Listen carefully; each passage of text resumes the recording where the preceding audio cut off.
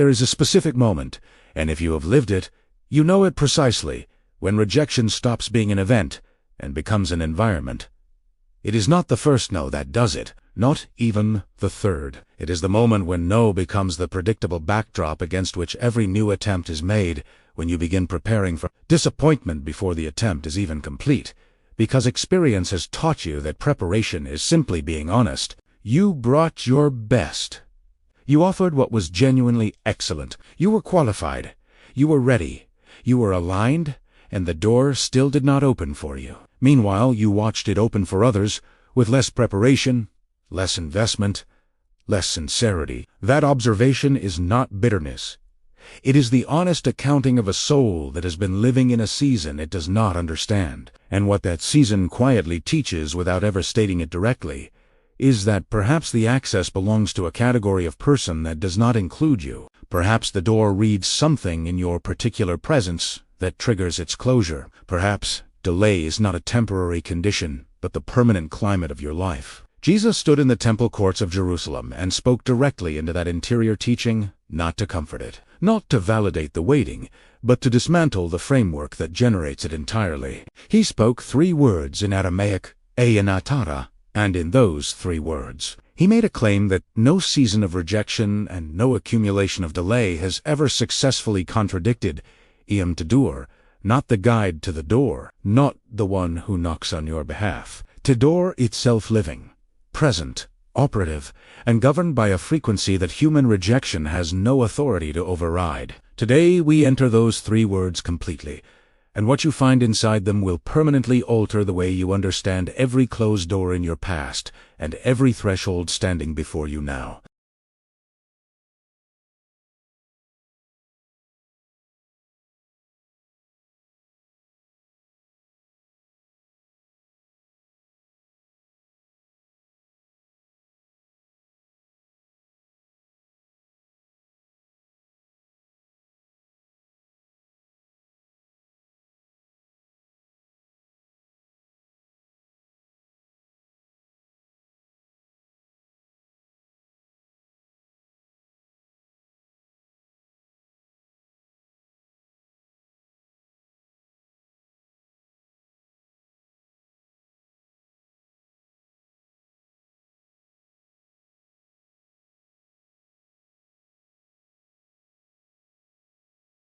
The problem is not the honesty of the model. The problem is its incompleteness. Rejection records what doors did not open, but it cannot record the full architecture of why. It cannot tell you whether the closed door reflected permanent limitation or divine redirection. It cannot distinguish between a door that was sealed against you and a door that was sealed for you, protecting you from what was on the other side of an opening that looked like opportunity and would have led to harm. Rejection simply records, this did not open. Everything else, the meaning, the permanence, the verdict about what it reveals about your life, the soul adds from its own wound. Jesus understood this interior mechanics with precision. In John 10, he introduced Eyanatara with a sustained teaching about what distinguishes legitimate access from counterfeit entry, and why the soul that has been damaged by false doors loses the capacity to recognize the true one. He said, "The sheep hear the voice of the true shepherd," and he calls them each by name.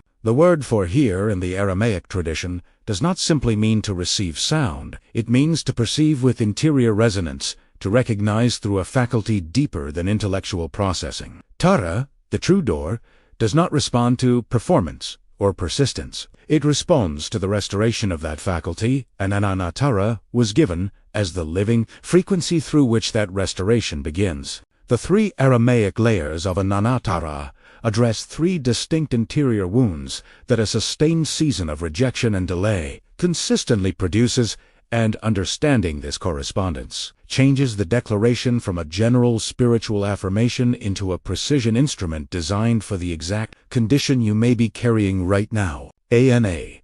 The first layer is the declaration of living, personal identity making the claim. In Aramaic, ANA is not an abstract theological identifier. It is the most intimate form of self-identification available in the language, the word a person uses to say, I, myself, in my own person, am standing here before you. When Jesus began with an ah, He was not pointing toward a divine quality existing somewhere in the transcendent distance. He was anchoring the presence of the divine terra in an immediately personal, immediately relational reality. The first wound rejection produces is depersonalization, the quiet conviction that access is available to people in general, but not available to you specifically. A&A dismantles this wound directly.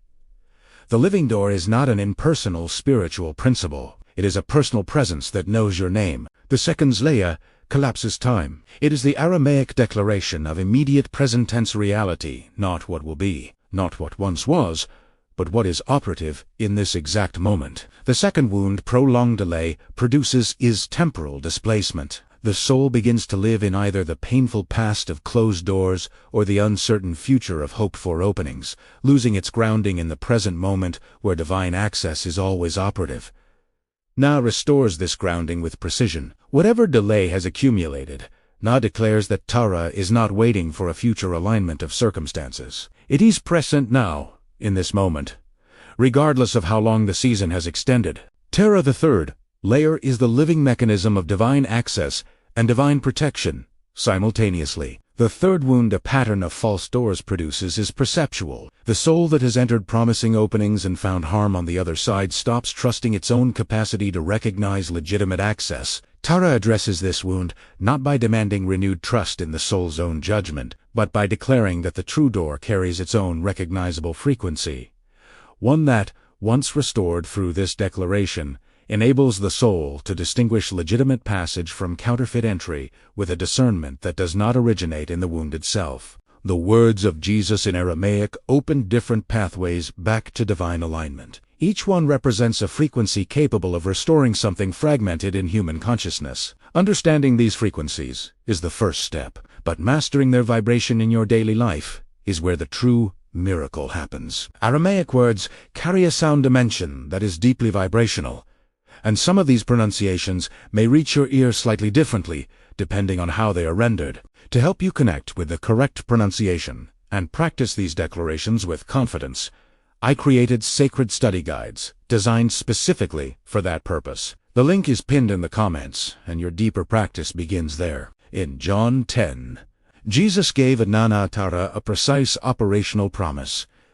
He who enters through me will be saved, and will go in and out and find pasture. Every word of this promise, in its Aramaic depth, carries operational instruction that transforms the declaration from a statement about spiritual theology into a living map for navigating the terrain of blocked access and restored opportunity. Will be saved.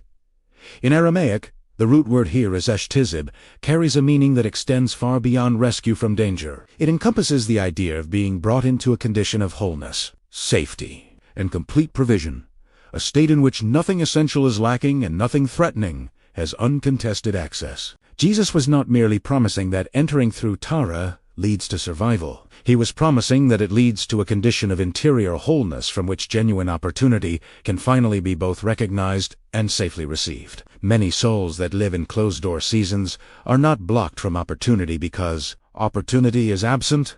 They are blocked because the interior condition, produced by accumulated rejection, makes it impossible to receive what is actually being offered.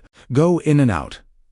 This phrase reveals the dual nature of Terra that makes it unlike any other spiritual threshold. Tara governs movement in both directions simultaneously. Going in represents the movement toward divine protection, restoration, and the nourishment of the inner life. Going out represents the movement toward opportunity, expression, provision, and impact in the world. A door that only opens inward produces spiritual development that never translates into external fruitfulness. A door that only opens outward produces external activity without the interior foundation to sustain it. Ana Natara is the only threshold that governs both movements, the inward return to source and the outward expression of what that source produces. Find Paschadakia in the Aramaic understanding refers not merely to food, but to the precise provision each soul requires for its specific journey.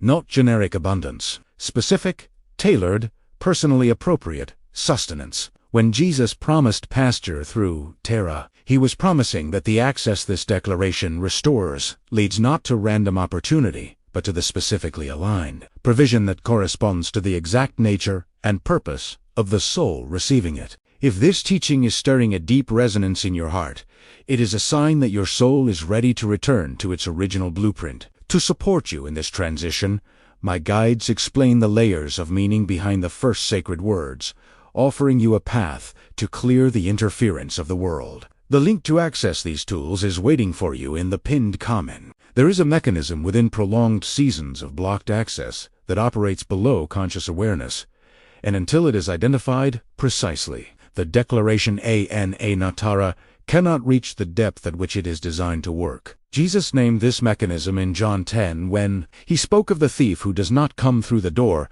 but climbs over the wall, and he identified its specific intention: to steal, to kill, and to destroy. In the Aramaic framework, the thief climbing the wall was not primarily an external enemy. The image pointed to an interior dynamic, the counterfeit voice that the soul in a closed-door season begins to accept as its own honest assessment. After enough rejection, the soul stops needing external voices to limit it. It develops an internal narrator that does the work of limitation from the inside, dismissing emerging opportunities before they are fully formed, interpreting ambiguous situations through the lens of expected failure, withdrawing from risk before risk can be taken. This internal narrator presents itself as wisdom earned through experience. In the Aramaic understanding, it is the thief inside the wall, stealing the soul's access to Terra, not through dramatic opposition, but through the quiet, reasonable-sounding counsel of learned smallness. Ana Natara was designed to address this interior thief directly, not by confronting it with positive declarations that argue against it on its own terms, but by restoring a frequency of inner recognition that renders the counterfeit voice simply. When the true frequency of Tara is genuinely active in a soul's interior life, the thief's counsel does not need to be argued against. It simply loses its authority, the way a counterfeit signal loses authority the moment a stronger, clearer, more resonant signal occupies the same frequency. The path out of the closed-door season is not the defeat of the internal limiting voice. It is the restoration of a frequency so fundamentally true that the counterfeit cannot maintain its hold alongside it. The protocol for activating Ana Natara in daily life is built from the three operational promises Jesus embedded in John 10, and it is designed to work specifically in the moment when the closed-door season feels most entrenched and the internal limiting voice carries its greatest authority. This is the moment the declaration is most needed and most powerful, not when things are already opening, but when the evidence of continued closure surrounds the soul on every visible side. Choose the midpoint of your day, not morning, when energy is fresh and optimism more accessible, and not evening, when weariness makes stillness difficult. Choose the hour when the daily evidence of your situation is most present to your awareness. Sit in whatever space is available. Place one hand over your heart and one hand open and facing upward. The first hand honors the interior wound. The second declares genuine availability. Both postures are necessary. This protocol does not demand the pretense that the wound does not exist. It works through and alongside the wound, not around Italiano. Breathe 3 times slowly. With each exhale, name without resistance one piece of evidence the closed-door season has offered: a specific silence, a specific collapsed opportunity. Do not argue against it. Simply exile it. Release it from the position of final evidence into the position of incomplete data. Then speak aloud with quiet, settled authority. Ana Natara. Pause after each word. Then speak the 3 operational promises as personal declarations. I enter through the true door and I am brought into wholeness. I move inward to receive and outward to bear fruit. I find the specific provision that belongs to this specific life. Remain in stillness for 5 minutes. Do not present doors for immediate opening. Simply hold the frequency, practiced at the midpoint of each day in the hour of greatest pressure. This protocol progressively dismantles the architecture of learned limitation and restores the interior recognition through which Tara becomes not a spiritual concept, but a lived, daily, operative reality. Today you entered the third great I Am declaration of Jesus, Ana Natara, from a different angle than the first script, not from the outside story of closed doors, but from the precise interior mechanics of what a sustained season of rejection and delay actually produces inside a soul. You discover that rejection teaches, and that its teaching is dangerous, not because it is entirely false, but because it is incomplete.